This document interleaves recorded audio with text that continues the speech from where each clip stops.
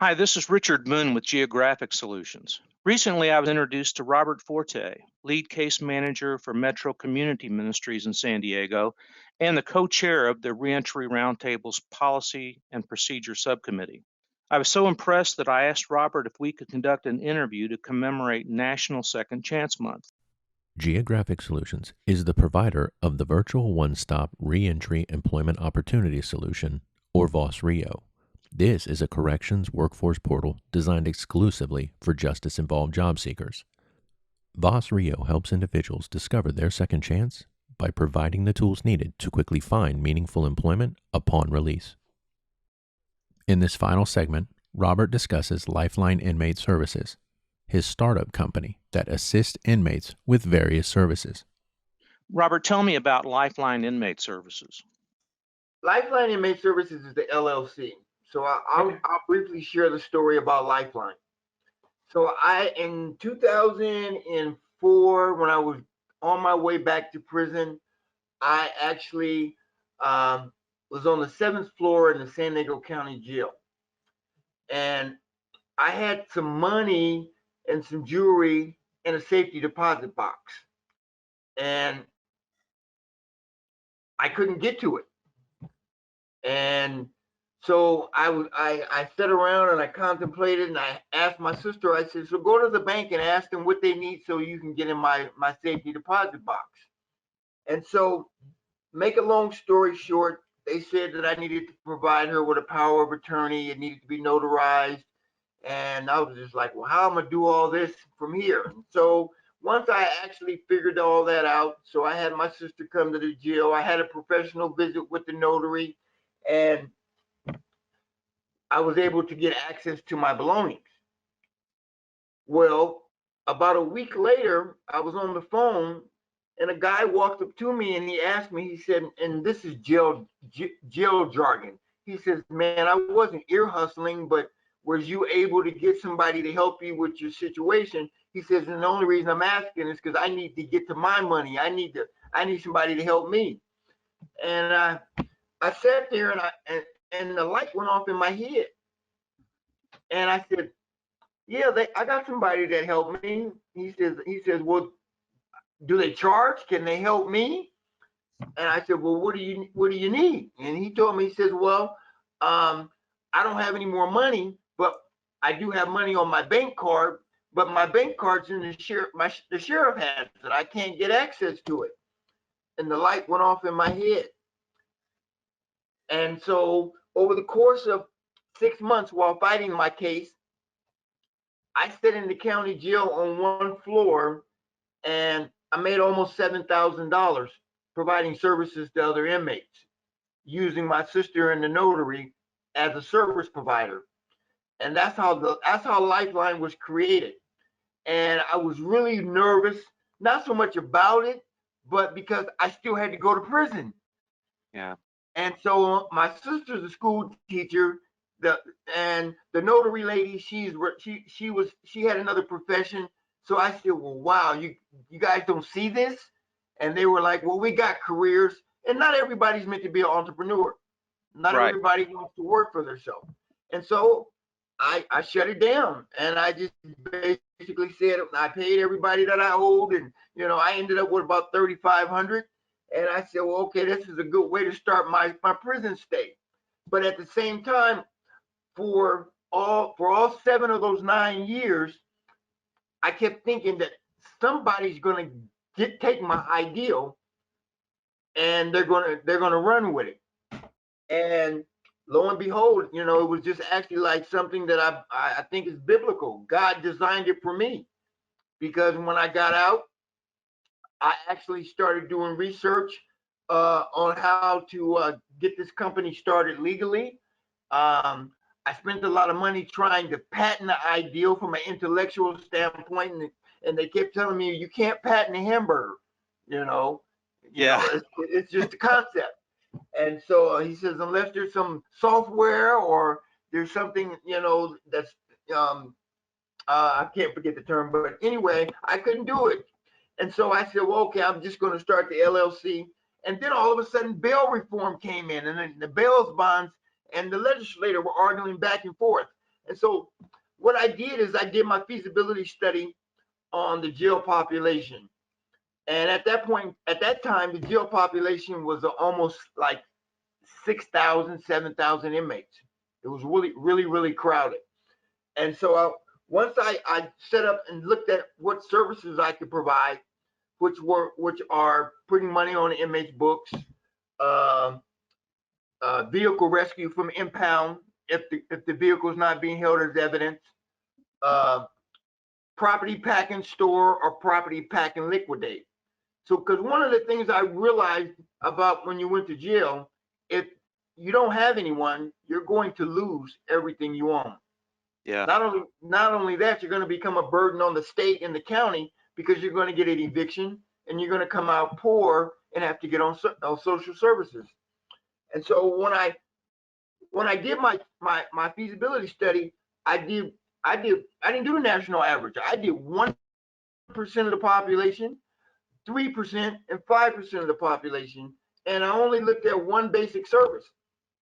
And and if it wasn't for COVID, I don't know where I would be. But at the same time, I guess everything is done for a specific reason, or I wouldn't have never got with Metro and started working with clients because I'd be focused on Lifeline. Mm-hmm. And the numbers just were phenomenal. And I actually had a consultant who was the ex-under sheriff. He had quit working for the sheriff's department, and I said, "Well, this is my plan. Here's my company. This is what we do." And he says, "Well, let me look at it." And he came back. He said, "Man," he says, "you're like the scooter company." He says, "There's no policy, there's no procedure, there's no rules against it because nobody's ever done it. Nobody's ever offered or looked at the county jail inmate as a consumer or mm-hmm. tried to create a sense of sustainability." He said, "Since nobody's ever done it, there's nothing on the books that prevent it."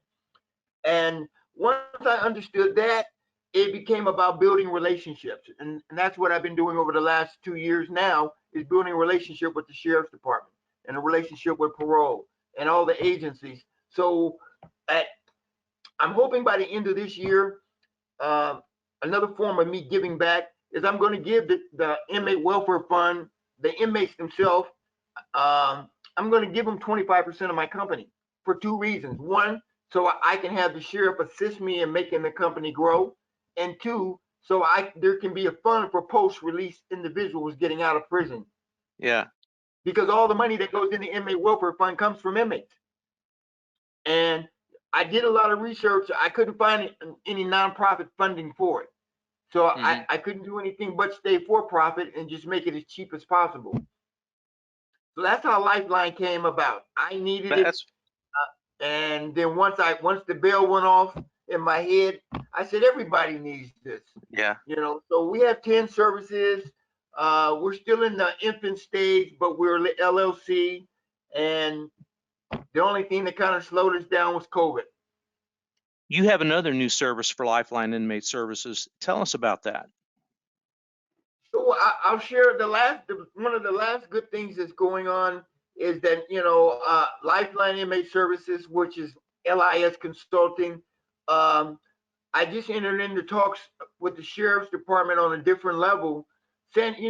California, San Diego, California has the highest suicide rates in the United States. I didn't know that. Per capita for any jail. And so it took me about 6 months to create this plan, but I created a suicide hotline plan for the San Diego County Jail. And it's a pilot. They're entertaining it. And I'm hoping to, hopefully in a couple of months, I can get that done too. And, that'll be the first time that's ever done anywhere. My other experience and the experience that comes along with suicide is I had a cellie who tried to kill herself, and it really was amazing because this young man, he didn't have a criminal record. He was ex-military, a school teacher, but he had social and emotional issues because he murdered his wife when she wanted to leave him. And I got to know this guy really personal, and he was an excellent chess player, that's how I learned how to play chess. He beat me like 70, 80 times before I ever beat him. But the day I beat him, his illness emerged, and it taught me something about human behavior. I was just like, oh wow. But then 2 weeks later, he kept telling me, he was like, man, I want to be with my wife. I want to be with my wife. I was like, man, if you kill yourself, you're not going to be with your wife. I said, for my religion, I don't think it works that way. I said, but, I said, man, just give yourself some time. And I woke up one night and I could hear him gasping. He had took an ace bandage and wrapped it around his neck real tight. And when I woke up, I called his name and he didn't say nothing. I got up and he pulled his covers back and he was on his way out. So, I kind of bammed on the door and unwrapped him and hit him in the chest a couple of times, and he started breathing again.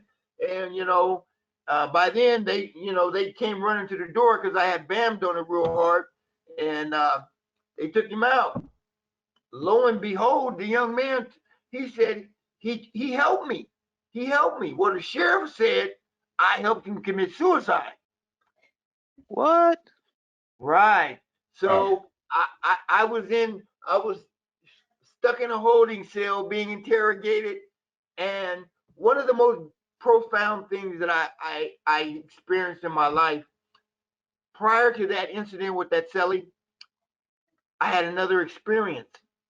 I was sitting in the day room watching TV, and I'm looking at this big reflection. The glass is clear, but you can see all behind you because of the reflection.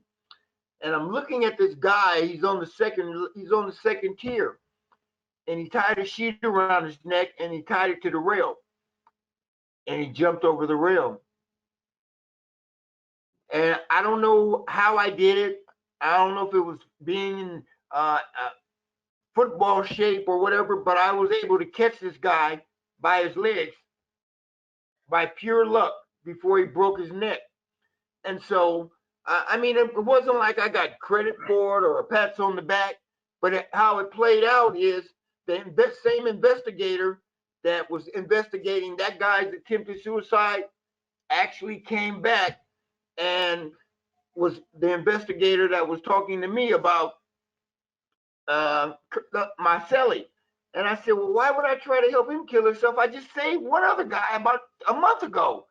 And she said, oh, the detective, she said, that was you? She said, how come you never said anything? I said, because it wasn't like, I was looking for credit. I said, but I need it now. Yeah. But it's really remarkable because there's my lived experience. I've seen suicide. I've seen attempts. I've been blessed and fortunate enough to save a person's life. But to what depth it makes me wonder that an individual will take his life. Yeah. And so, part of that is why I decided that I wanted to try and do something nobody's ever done. And that's create the suicide hotline. Yeah. By utilizing the mobile and access 1-800 number that exists in San Diego. Well, the sheriff can build a relationship with them. And they should be able to call that number for free anytime they're in the day room. Right. And you say, well, that's only when they're in the day room. Well, I say that's a start until we can figure out how to get the sheriff to expand it.